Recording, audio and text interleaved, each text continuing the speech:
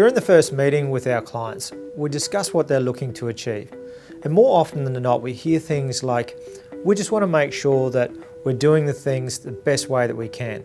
And this makes perfect sense, as no one likes to think that they might be missing out on opportunities or perhaps paying too much for fees or tax, etc. But what you're about to see could quite literally change your life. The synergistic effect of combining the following 5 wealth creation strategies will guarantee you exceed all of your financial goals and life aspirations.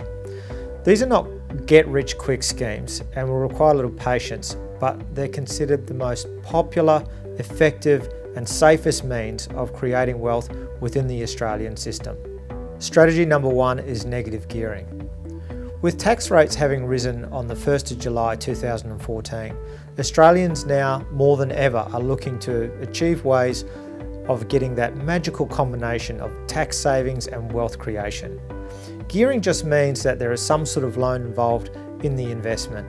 Negative gearing is where the expenses incurred in holding the asset, such as the interest payable on the loan, insurances, maintenance, etc., are greater than the income received from the investment, i.e. the rent received from properties or even dividends received from shares. The taxpayer ends up with an income loss from the investment, which can be used to lower the tax payable on their other income. So it's traditionally been a strategy, I guess, that's been associated with people on higher income levels, as the higher the tax bracket you're in, the higher level of tax savings. For newer properties, the depreciation on the cost of construction and carpets and curtains, etc., can add significantly to the expenses that can be claimed. The benefit being, of course, that these are paper losses only and not a real expense that you've had to actually pay. That's why we find that many astute property investors will favour newer properties. Repairs and maintenance costs are also lower with newer properties, and you'll generally find that it's quite easier to get good tenants in a newer build. Negative gearing does not always mean that you lose income.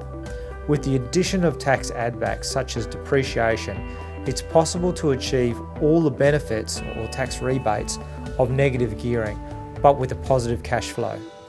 For many investors, their higher yielding investments will start paying them from day one, even if they have borrowed 100% of the purchase price, and the tax man has essentially helped them achieve this.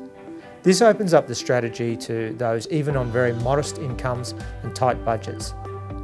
Of course, for negative gearing to be a successful strategy, you need growth in the asset, so that the overall return compensates for any income loss and purchase costs and the eventual sale costs. So it's important to be disciplined when it comes to choosing the right asset. For a detailed look at researching property assets, go to our video on investing in property. The key points: higher incomes equal higher tax rebates. Ownership structures are important, whether this be in a single name, joint names, within a discretionary trust, or even a self-managed super fund. This decision can have a big effect on the tax outcomes of your strategy. Calculate net yields to assess your affordability. Be sure to use net yields and not gross yields. Include such things as council rates, body corporate fees, maintenance, agents' fees, etc. And remember to include your expected vacancy rate, as well as possible fluctuations in interest rates. You must ensure that you're able to meet all of the holding costs. Otherwise, you may be forced to sell the asset. Murphy's Law will always suggest that, of course, this will be the worst time to sell. Capital growth is the main game when negative gearing. The most important thing is to ensure the value of the asset will improve over time. Astute asset selection is critical for negative gearing to be a successful strategy. Mathematically, newer properties work better for negative gearing. Number 2 is superannuation. One of my favourite sayings is that you don't have to go to the Bahamas to find a tax haven, as it's right here on our doorstep within Australia's super laws. From my experience, most Australians do not understand Australia's superannuation system. These are the most significant of the tax savings available to you within superannuation.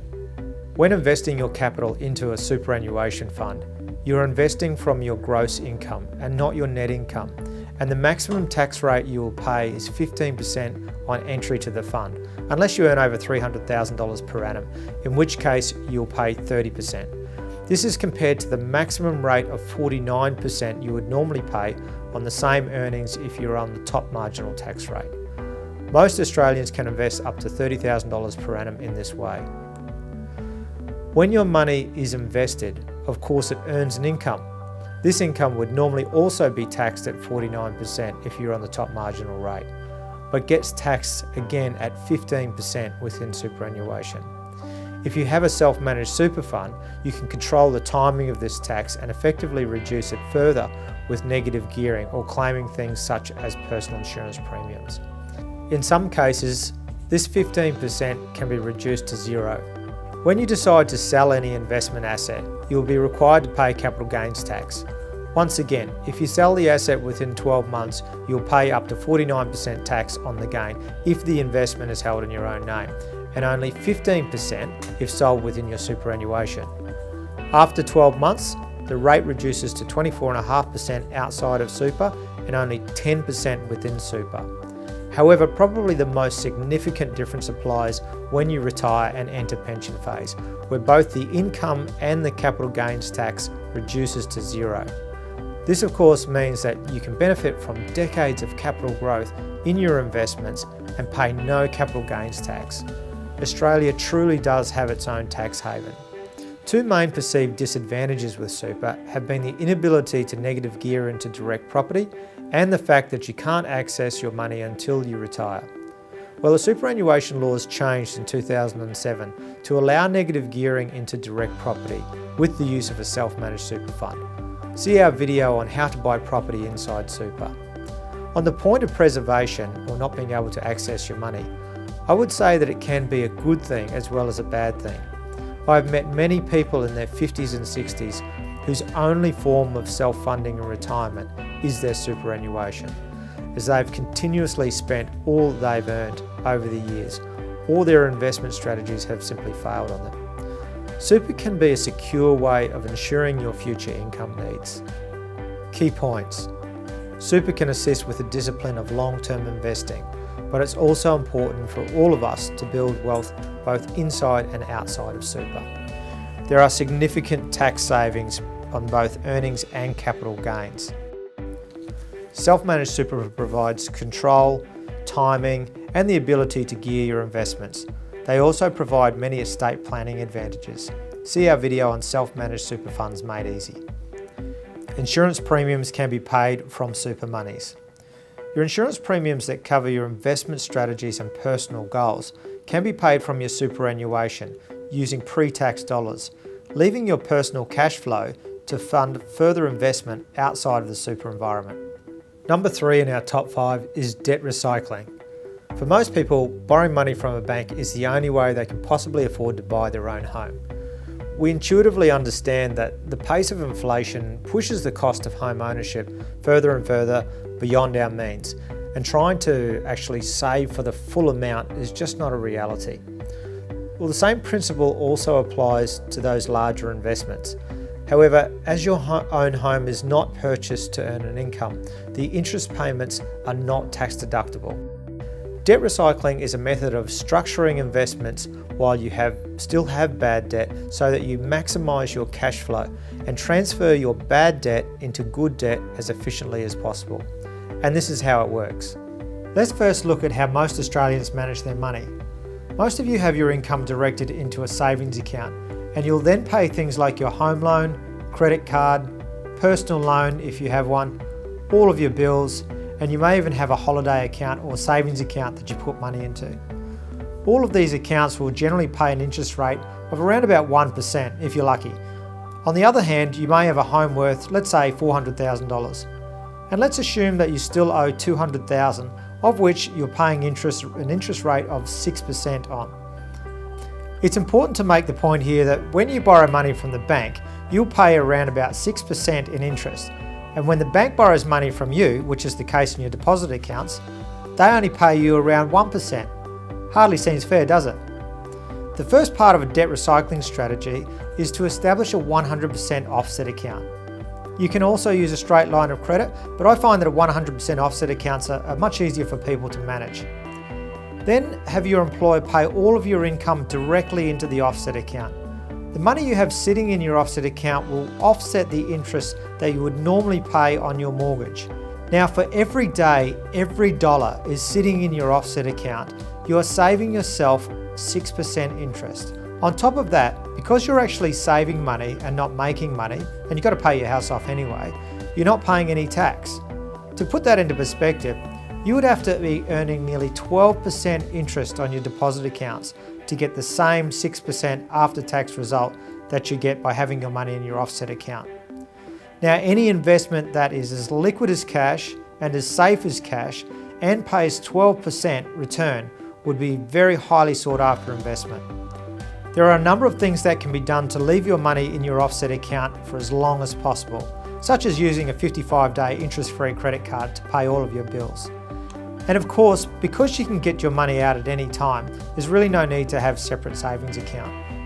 Now, for the second part of our strategy, in our scenario here, we have a property worth $400,000. And most banks would be prepared to lend up to 80% of the value of the home without having to pay mortgage insurance premiums.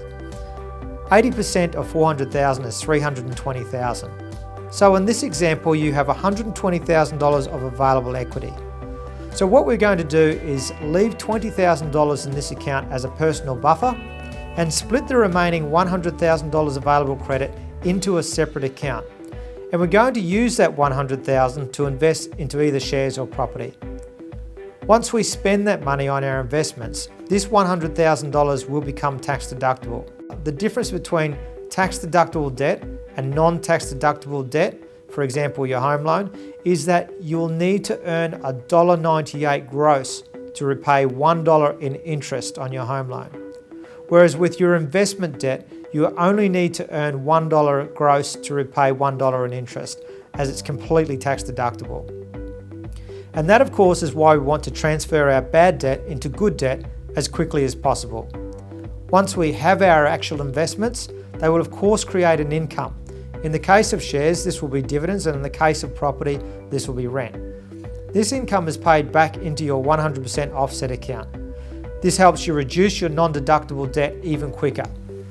Once you have paid more off your home, you can again redraw money to buy more investments, which of course generates even more income, and around it goes. This has a snowballing effect and very efficiently transfers your bad debt into good debt. Over time, this can save you many years off your mortgage and hundreds of thousands of dollars in interest repayments. And at the same time, you're building yourself an investment portfolio.